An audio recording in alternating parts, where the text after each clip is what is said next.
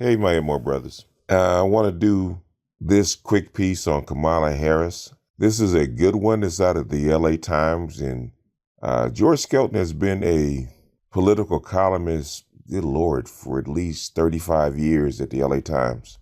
And he's seen Kamala Harris's career up close and personal for years because he's been journaling out of Sacramento for, like, say, the last 35 years that I know of, probably even longer than that. So I'm going to read his opinion column on Kamala Harris's demise. Okay, it's from George Skelton. Kamala Harris should have never run for president, which is something that we have agreed with. California Senator Kamala Harris should never have run for president in the first place. Her ambition far exceeded her ability. She hadn't yet established herself in the U.S. Senate, as she hadn't exactly excelled in her previous job as California's Attorney General. There wasn't much of a record worth bragging about on the campaign trail. After being elected to the Senate in 2016 in a cakewalk, she should have spent the next 3 years focused exclusively on representing Californians in Congress, helping the state on such vital issues as water development, environmental protection, health care, and homelessness. But people around her, political advisors, and her sister Maya Harris, convinced the senator she could be a female Barack Obama and be elected the first woman president. And wouldn't it be a kick to be the Democrat who brought down President Trump? Most presidential candidates fail, she was told, but the smart ones come out ahead of where they started. That's true in a few cases, but not in most. They just fade away. And in Harris's case, she rocketed to the top tier of candidates early, then plummeted to the ground, discarded, and her campaign broke. What sort of impression will that leave? We'll find out. She could boost herself with Democrats by helping the party take back the Senate next year, raising money and stumping for candidates. My campaign for president simply doesn't have the financial resources we need to continue, Harris wrote supporters and staffers Tuesday. It's probably because she's not a good bet. But Harris' lack of money was just a symptom of her failed presidential bid, not the root cause of its demise.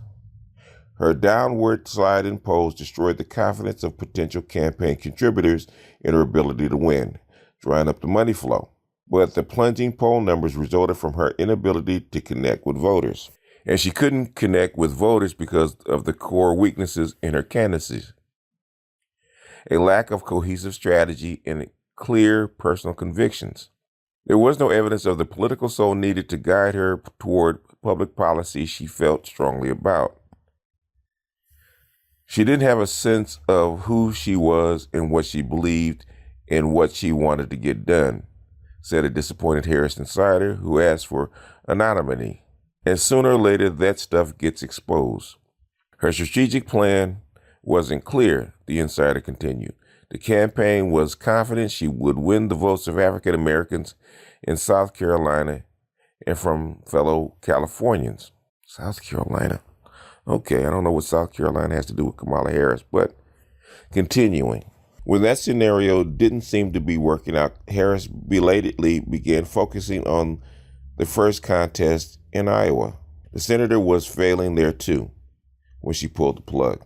She was all over the map on health care and criminal justice, the insider said of the former San Francisco district attorney.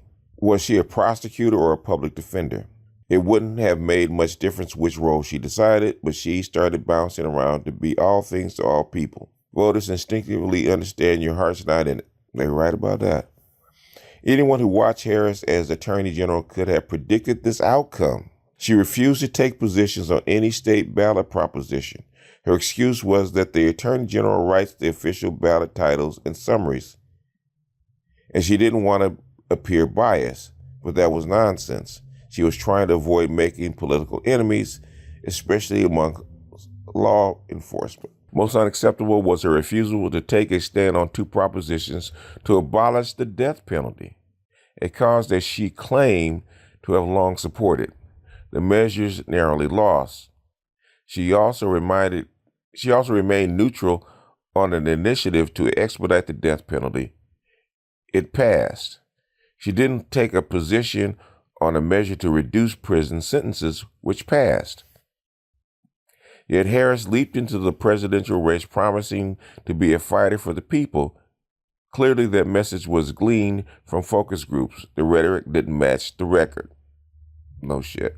I've gone back and forth on Harris. Initially a skeptic, then impressed, then back to skepticism. Another Harris problem that was little known outside the political world is that employees reportedly found her difficult to work with. That created a lot of staff unhappiness and boiled over into recent weeks, creating an explosive front page story last weekend in the New York Times. A top Harris aide who jumped ship to another candidate left a scathing resignation letter that was leaked to the paper. One quote, "This is my third presidential campaign and I have never seen an organization treat its staff so poorly." And she's kind of arrogant. When your staff is knife fighting in the New York Times and Politico, your campaign is pretty much done, says Gil Duran, a former Harris staffer. This was pretty toxic. Duran, who was also press secretary for former Governor Jerry Brown and U.S. Senator Dianne Feinstein, is now opinion editor for McClatchy newspapers in California. A week before Thanksgiving, he wrote a column urging Harris to drop out. The hard truth, Harris was a weak presidential candidate, Duran said. Harris excelled in California politics because she's part of a home state Democratic cabal. I've told you guys that. An insider's machine, but that machine doesn't work outside of California. Willie Brown's machine does not work outside of California. I said that from the very beginning when they started talking about Kamala Harris. That's why I was never personally worried about her, okay? Because Willie Brown, even though he's brilliant, a lot of what he does doesn't work outside of California. Governor Gavin Newsom and Harris are tight political siblings, sharing the same campaign consultant, A. Smith. Now Newsom will miss an opportunity to stump for Harris in Iowa and plant seeds for his own presidential campaign in 4 or 8 years. As for Harris' candidacy, to paraphrase what Gertrude Stein wrote about the senator's hometown of Oakland, there is no there. Thus is the fitting end of Kamala Harris, Willie Brown's protege. I think just like Feinstein and Boxer and a few others, I think Willie Brown has gotten her as far as he can get her. Like they said, the political machine doesn't work well outside California. And as cute as Kamala Harris used to be, like I say, used to be, that cutesy, non-combative stance in public doesn't work as far as a presidential campaign. She's not really a likable candidate. And all her AKA sisters couldn't put her in the White House. Just because you are a woman of color, which doesn't ring well with black voters, because what they want to know, if you're black, you're black. If you want to be something other, if you ran as a mixed chick or you ran as something else, even Obama made clear what his lineage was. He let people call him black. He let the people identify with him. Kamala Harris was trying to force this stuff down our throats. Now, that works in California because Sacramento and Oakland and San Francisco, where there's a lot of money backing it, can push you through. Because Southern California really is not a political area. Southern California doesn't really promote good candidates as much as Northern California does. There's a bigger political machine in Northern California. Southern California, the fight between a liberal Los Angeles and a conservative Orange County kind of neutralizes everything, even though there's more voters down here. San Francisco is far more unified. San Francisco, Oakland, and Sacramento are far more unified. And Kamala Harris was depending on that. But I don't think Kamala Harris would have got the vote in California. I really don't. I don't think Southern California would have voted for her as president. She slipped through as a senator, but I think president was a big jump. And I think her ambition outweighed her talent.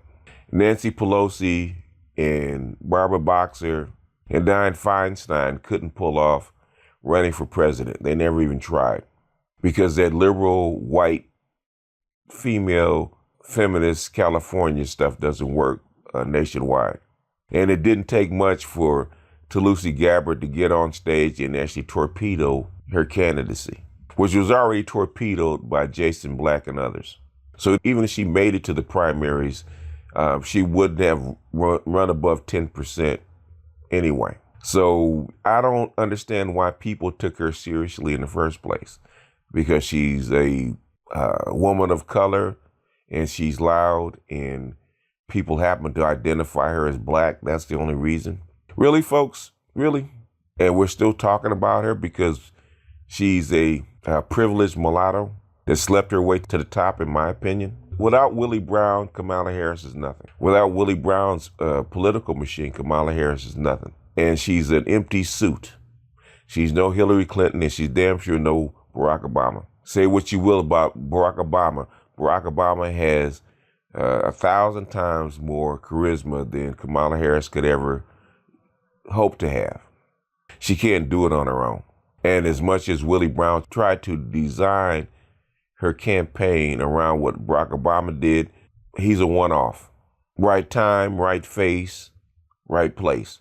And that's Barack Obama, what we call the accidental president, or should I say the default president at the time. I think Trump's more of an accidental president than Barack Obama. But anyway, that's my take on Kamala Harris.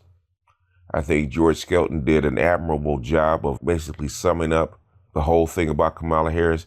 Like I said, he's been around a long time. And like he said, she should have never run for president. And I do agree that she should have never run for president. There's an old saying that my parents used to use since I was little. Sometimes your eyes are bigger than your stomach. In other words, you're biting off way more than you can chew. And you're putting more on your plate than you can eat. And I think that's what happened to Kamala Harris. She went to a smorgasbord looking for a snack, okay? Things don't work that way, especially at this level. Gotta remember, Trump tried for like 40 years to be president. He didn't just show up yesterday. Anyway, I'm gonna jump off here. This is BGS out, and I will see you cretins on the next one.